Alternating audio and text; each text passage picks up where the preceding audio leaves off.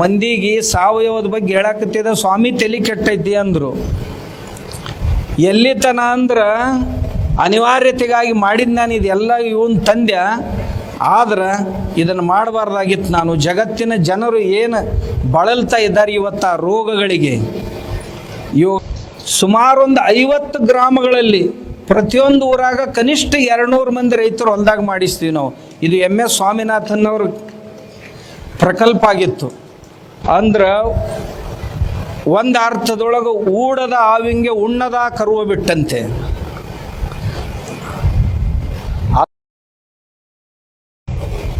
ಆದ್ದರಿಂದ ತಾವು ರೈತರು ಸಾವಯವದ ಕಡೆ ದಯವಿಟ್ಟು ಒಲವು ತೋರ್ಬೇಕು. ಇದ್ದವ್ರದಿರಿ, ಇದ್ದವ್ರ ಸಂಖ್ಯೆ ಹೆಚ್ಚಾಗಬೇಕು. ಮತ್ತೊಬ್ಬರಿಗೆ ಅದರ ರುಚಿ ಗೊತ್ತಾಗಬೇಕು. ನಮ್ಮ ಮನೆಯವ್ರು ಎಷ್ಟು ಆರೋಗ್ಯವಾಗಿ ಅದೀವಿ ಅನ್ನೋದು ಬೀಗರು ಬಿಜ್ಜರಿಗೆ ಗೊತ್ತಾಗಬೇಕು. ನಾವಲ್ಲ ಎಲ್ಲಿ ಮಂದಿಗೆ ಹೇಳ್ಕೊತ ಹೋಗುದ್ರಿ, ಅವು ಯಾವ ಸುಮ್ಮನೆ ತಲೆ ತಿಂತಾವು ಅಂತ ಹಿಂಗೆ ಅಂತೀವಿ ನಾವು. 90ರ ದಶಕದೊಳಗೆ ಮಂದಿಗೆ ಸಾವಯವದ ಬಗ್ಗೆ ಹೇಳಕತ್ತಿದ ಸ್ವಾಮಿ ತಲೆ ಕೆಟ್ಟೈತಿ ಅಂದರು. ಎಲ್ಲಿತನ ಅಂದ್ರೆ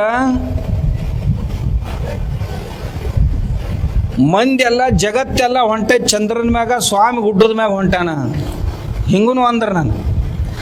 ಆದ್ರೆ ಇವತ್ತು ಅವರು ಯಾವ MS ಸ್ವಾಮಿನಾಥನ್ ದೊಡ್ಡ ಸೈಂಟಿಸ್ಟ್ ಅವ, ಈ ಹಸಿರು ಕ್ರಾಂತಿಯನ್ನು ತಂದವ. ಕೊನೆಯ ದಿನಗಳಲ್ಲಿ ಪಶ್ಚಾತ್ತಾಪ ಆಯ್ತು ಆ ಮನುಷ್ಯಾಗ. 2000 ಎಕರೆಯೊಳಗೆ ಸಾವಯವ ಮಾಡಿ ಕಣ್ತುಂಬ ನೋಡಿ ಸತ್ತ. ಅದೇ ಮನುಷ್ಯ ನಾನು ಮಾಡಿದ್ದು ಭಾಳ ದೊಡ್ಡ ತಪ್ಪು ಮಾಡಿದೆ ಅಂತ ಪಶ್ಚಾತ್ತಾಪ ಆಯಿತು MS ಸ್ವಾಮಿನಾಥನ್ ಅವರಿಗೆ. ಅನಿವಾರ್ಯತೆಗಾಗಿ ಮಾಡಿದ್ದು ನಾನು ಇದೆಲ್ಲ ಇವನ್ ತಂದೆ, ಆದ್ರೆ ಇದನ್ನು ಮಾಡಬಾರ್ದಾಗಿತ್ತು ನಾನು. ಜಗತ್ತಿನ ಜನರು ಏನು ಬಳಲ್ತಾ ಇದ್ದಾರೆ ಇವತ್ತು ಆ ರೋಗಗಳಿಗೆ, ಇವುಗಳನ್ನು ತಿಂದು ರೋಗಗಳಿಗೆ ಬಳಲ್ತಾ ಇದ್ದಾರೆ. ಅದನ್ನು ನೋಡಿ ನಾ ಇದನ್ನು ಮಾಡಬಾರ್ದಾಗಿತ್ತು ಅಂತ MS ಸ್ವಾಮಿನಾಥನ್ರಿಗೆ ಅನಿಸ್ತು ಒಂದು ದಿವಸ. ಕೊನೆಗೆ ಅವ್ರದ್ದೊಂದು ಸಂಸ್ಥೆ ಐತಿ. ಆ ಸಂಸ್ಥೆಯ ವತಿಯಿಂದ ರೈತರ 2000 ಎಕರೆ ಭೂಮಿಯಲ್ಲಿ ಸಾವಯವ ಕೃಷಿಯನ್ನು ಮಾಡಿಸಿ, ಅಷ್ಟೇ ಅಲ್ಲ, ಆ MS ಸ್ವಾಮಿನಾಥನ್ ಸಂಸ್ಥೆ ದೇಶದಲ್ಲಿರುವಂಥ ಎಲ್ಲ ಕೃಷಿ ವಿಜ್ಞಾನ ಕೇಂದ್ರಗಳ ಮುಖಾಂತರವಾಗಿ ಒಂದು ಕೃಷಿ ವಿಜ್ಞಾನ ಕೇಂದ್ರ ಕನಿಷ್ಠ 200 ರೈತರ ಹೊಲದಲ್ಲಿ 100 ಗುಂಟೆ ಅಥವಾ 10 ಗುಂಟೆ ಇದರೊಳಗೆ ಭೂಮಿಯೊಳಗೆ ಅದನ್ನು ಸಾವಯವ ಮಾಡಿಸಿ, ಅದರೊಳಗೆ ಒಂದು 15-20 ಪ್ರಕಾರದ ತರಕಾರಿಗಳನ್ನು ಹಾಕಿಸಿ, ಬಳ್ಳಿ ವರ್ಗ, ಕಂದ ವರ್ಗ, ಪರ್ಣವರ್ಗ, ಫಲವರ್ಗ ಎಲ್ಲವನ್ನು ಹಾಕಿಸಿ ರೈತ ಉಂಡು ಒಟ್ಟು ಮಗ್ಗಲ ಮನೆಯವರಿಗೆ ಮಾರಾಟ ಮಾಡ್ಬೇಕು. ಆ ರೀತಿ ನಮ್ಮ KVK ವತಿಯಿಂದ ಸುಮಾರು ಒಂದು 50 ಗ್ರಾಮಗಳಲ್ಲಿ ಪ್ರತಿಯೊಂದು ಊರಾಗ ಕನಿಷ್ಠ 200 ಮಂದಿ ರೈತರು ಹೊಲ್ದಾಗ ಮಾಡಿಸ್ತೀವಿ ನಾವು. ಇದು MS ಸ್ವಾಮಿನಾಥನ್ ಅವ್ರ ಪ್ರಕಲ್ಪ ಆಗಿತ್ತು. ಅವರು ಕೊನೆ ಕಾಲದಾಗ ಇದನ್ನೆಲ್ಲ ನೋಡಿ ಭಾಳ ಸಂತೋಷಪಟ್ಟರು. ಆದ್ದರಿಂದ ರೈತರಿಗೆ ಇಂಥ ಒಂದು ಸಂವಾದ ಮಾಡಿಸ್ಬೇಕು ಅಂತ ತಿಳ್ಕೊಂಡು ನಮ್ಮ ಗುರುಗಳು ಬಸವಪ್ರಸಾದ್ ಶ್ರೀಗಳು ಮತ್ತು ಎಲ್ಲ ಪೂಜ್ಯರು ನೀವು ಬರ್ಬೇಕ್ರಿ ಅಂಥೇಳಿ ಆಗ್ರಹ ಮಾಡಿದರು. ನಾವು ಅಂತಿರ್ತೀವಿ, ಒಂದೊಂದು ಸಾರಿ ಏನಾಕೈತಿ ಅಂದ್ರೆ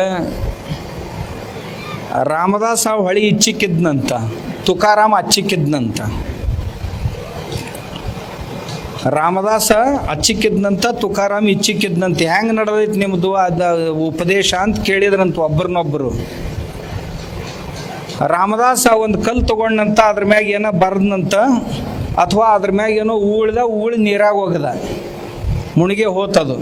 ನಾ ಮಾಡಿದ ಉಪದೇಶ ಎಲ್ಲ ಹಿಂಗೆ ಆಗಕತ್ತೈತಿ, ಇದು ನೀರಾಗ ಮುಣಿಗೆ ಹೊಕ್ಕೈತಿ ಅಂತ ಇವ ಹೇಳಿದ್ನಂತ. ಅವ ಅನ್ನಂತ ನಾ ಹೊಡೆದದ್ದು ಏನೂ ಉಪಯೋಗ ಆಗಲಿಲ್ಲ ಅಂತ ಹಿಂಗೆ ಮಾಡಿ ಹಿಂಗೆ ಮಾಡಿದ್ನಂತ ಅವ ತುಕಾರಾಮ್ ಅಚ್ಚ ಕಡೆ ನಿಂತ.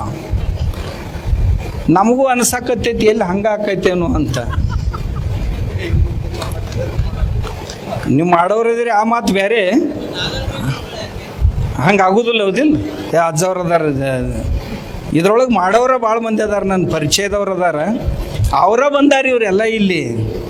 ಯಾರಿಗೆ ನಾ ಹೇಳ್ಬೇಕಾಗಿತ್ತಲ್ಲ ಅವ್ರು ಯಾರೂ ಇಲ್ಲಿ. ಇವರೆಲ್ಲ ಹೇಳೋರು ನಂದು ಕೇಳಕ್ಕೆ ಬಂದಾರ. ಆದ್ರೆ ಮಾಡಬೇಕಾದವರು ಇವರಿಂದನ, ಇವ್ರ ಮುಖಾಂತರವಾಗಿ ಗುರುಗಳು ಮುಟ್ಟಿಸ್ತಾರೆ. ಇನ್ನು ಅವ್ರಿಗೆ ಹೆಂಗೆ ಮುಟ್ಟಿಸ್ಬೇಕು ಅದು. ಪೂಜ್ಯರಿಗೆ ಇಲ್ಲಂತ ಹೆಂಗೆ ಅನ್ನೋದಿನ್ನ ಅಂತ ಒಂದಾತು. ನಮ್ಮ ರೈತರದಾರ ಅವ್ರ ಮಾರಿಯರು ನೋಡಿ ಬರ್ನ ಹೆಂಗದವರು ಅಂತ ತಿಳ್ಕೊಂಡು ಅದೊಂದಾತು. ಈ ದೇವ್ರ ದರ್ಶನ ಮಾಡ್ಕೊಂಡ್ರೆ ಮನಸ್ಸಿಗೆ ಸಮಾಧಾನ ಅನಿಸ್ತತಿ. ಮಾರಿಯರು ನೋಡಿ ಬರ್ನ ದರ್ಶನ ಮಾಡಿ ಬರ್ನಂತ ಎರಡು. ಮೂರನೇದ್ದು ಎಲ್ಲ ಪೂಜ್ಯರ ದರ್ಶನ ಆಕೈತಲ್ಲ ಇಲ್ಲಿ ಬಂದ್ರೆ. ಇವು ಮೊದಲಿನ 2 ಪಾಯಿಂಟ್ಗಿಂತಲೂ ನಾನು 3ನೇ ಉದ್ದೇಶ ಏನಿತ್ತು, ಎಲ್ಲ ಪೂಜ್ಯರ ದರ್ಶನ ಆಕೈತಲ್ಲ ಸಾಕು, ಎಲ್ಲ ಪೂಜ್ಯರ ದರ್ಶನ ಮಾಡ್ಕೊಂಡು ಹೋದ್ರೆ ಸಾಕು ಅಂತ. ನನಗೆ ಭಾಳ ಸಂತೋಷ ಅನ್ನಿಸ್ತು. ಪೂಜ್ಯರ ಕಳಕಳಿ ಅವರು ಇವತ್ತು ನೋಡ್ರಿ, ಇವತ್ತಿನ ದಿವಸ ಇದು ಪ್ರವಚನದ್ದಲ್ಲ, ಅವ್ರ ಕಾರ್ಯಕ್ರಮದ್ದಲ್ಲ. ಅಂಥದ್ರಾಗ ನಾ ಅಡಮುಟ್ಟು ಸ್ವಾಮಿ ಕರೆದೀವಿ, 4 ಮಂದಿಯರ ಕರೆಸ್ಬೇಕು, ಮುಂದೆ ಕುಂದರ್ಸ್ಬೇಕಂತ ಅವ್ರು ಊರು ತಿರುಗಾಡಿ ಫೋನ್ ಮಾಡಿ ಬರ್ರಿ ಗುರುಗಳು ಬರ್ತಾರೆ ಬರ್ರಿ ಅಂತ ಎಲ್ಲರಿಗೂ ವಿನಂತಿ ಮಾಡಿ ಎಲ್ಲರನ್ನೂ ಕರೆಸಿದ್ರು. ಅಂದ್ರೆ ಒಂದು ಅರ್ಥದೊಳಗೆ ಊಡದ ಆವಿಂಗೆ ಉಣ್ಣದ ಕರುವ ಬಿಟ್ಟಂತೆ. ಅದು ಅಟ್ಟದ ಮ್ಯಾಗ ಇದು ಬೆಟ್ಟದ ಮ್ಯಾಗ ಹಿಂಗೇನ ಅಂತಾರ, ಅದು ಅಲ್ಲಿ ಅಂತೈತಿ, ಬಾ ನೀನು ಕುಡಿಸೇತಿ ಇರ್ತೀನಂತ ಗುರುಗಳು ಅಂತಾರ. ಅವ ಕರ ನನಗೆ ಅಲ್ಲೇ ತದು ಅಂತೈತಿ, ಆಕಳ ತಂದಿನ ಬಾ ನಿನಗೊಂದಿಟ್ಟು ಹಾಲು ಕುಡಿಸ್ತೀನಂತ ಇವ್ರು ಹತ್ತಾರ. ಏನಾಯ್ತು ಆಯ್ತು. ಒಟ್ಟು ಗುರುಗಳಿಗೆ ಬಹಳ ದಿವಸದಿಂದ ಸಂಬಂಧ.